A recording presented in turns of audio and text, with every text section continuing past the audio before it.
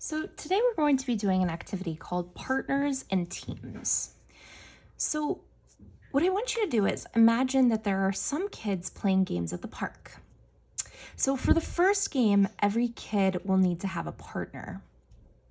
And then for the other game, the second game, there needs to be two equal teams. So what you're going to do is you're going to investigate the following numbers and answer the questions about each number of kids. So my numbers are different to yours, just so that you have something different when you're doing the activity. But you're going to look at each number and see if that number of kids can be split up into partners, and each kid would have a partner. And then you're going to say, okay, for the other game, they need two equal teams. Can I make that number into two equal teams? So there's a chart to help you complete this. So in the chart has the numbers on one side, the numbers that you're investigating. Mine are 13 and 18. And then it has a column that says, does everyone have a partner? You would write yes or no. And then if yes, you would have to write how many pairs there are. The third column says, can you make two equal teams? Then it says, if yes, how many kids are on each team? So you would write down how many kids are on each team if it's yes. If it's no, then you would just write no. So what we're going to be using for this are the counters that were in your kit. If you misplaced your counters or you never picked up a kit from school, then you can use household items. There's actually a slide that's coming up after this that will give you examples of things that you can use. For example, you can use really small paper clips. Like this. You can use dried beans from your kitchen if you ask your parents and they let you use them. You can use little pieces of pasta. You can use colored pencils or Legos. There's many different options of things you can use if you don't have these counters. But I'm going to use my counters. So I've already counted out 13 counters because that's the number I'm investigating. So make sure you do that first when you're exploring. And I'm just going to push this to the side. And first I have to figure out, with the number 13 kids, so I'm going to pretend the counters are kids, would everyone have a partner if we put them into pairs? So let's see. This child will be paired with this child. So that's one partnership, one pair. Then I have 2, 3, 4, 5. So I have 6 partnerships, but this person's going to be left out. So the number 13 does not make equal partnerships because one person is left out. So by 13, under this column that says, does everyone have a partner? I would write no. So I don't have to figure out how many pairs there are because there is one person that's left out. So there's a missing pair here. So then I'm going to take the same number because I'm still investigating the number 13, and I'm going to answer the question that says, can you make two equal teams? So I have to figure out if I can make two equal teams. So therefore, I'm going to put one team on the left side of my paper and one team on the right side. And I'm just going to pass out children to each team one by one until I have none left.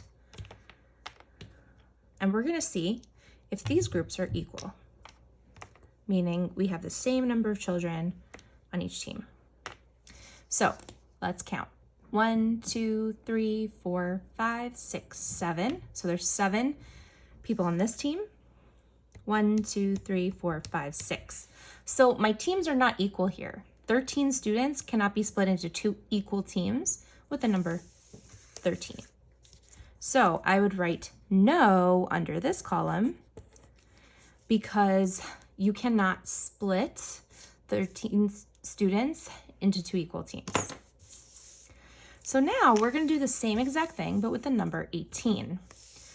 So what I would do is I would bring in my 5 extra students here, and I'm just going to go and investigate this number. So does everyone have a partner with 18 students? Remember, a pair of students are 2. So that's the partnerships we're working on. So 2. So that's 3 pairs so far. 4 pairs, 5 pairs, 6 pairs, 7, 8 pairs. Ooh, so this one actually worked out.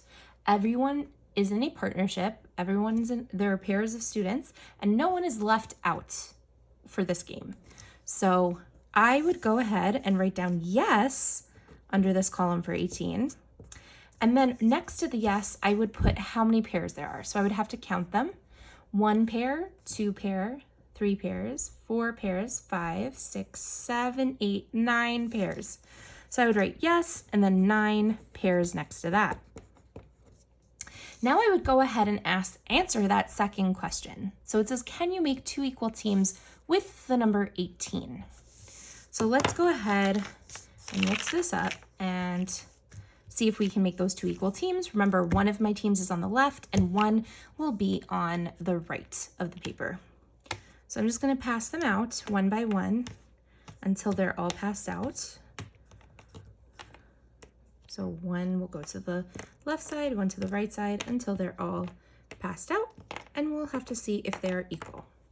So now we do some counting. 1, 2, 3, 4, 5, 6, 7, 8, 9. On this side, I have 1, 2, 3, 4, 5, 6, 7, 8, 9. So yes, the number 18 does make 2 equal teams. So I would write yes in this column. And then it says, if yes, how many kids are in each team? I would have to count how many are in each team. So 1, 2, 3, 4, 5, 6, 7, 8, 9 kids are on each team. So you would go ahead and do that for every single number listed up top or in your charts. And then you will have a part of the activity, which is a bit of a challenge. You're going to choose 3 different numbers that are not listed, and you're going to explore the same questions. Would every kid have a partner? Can you make 2 equal teams? So good luck with this activity, friends. We cannot wait to see the results of your investigation. Bye for now.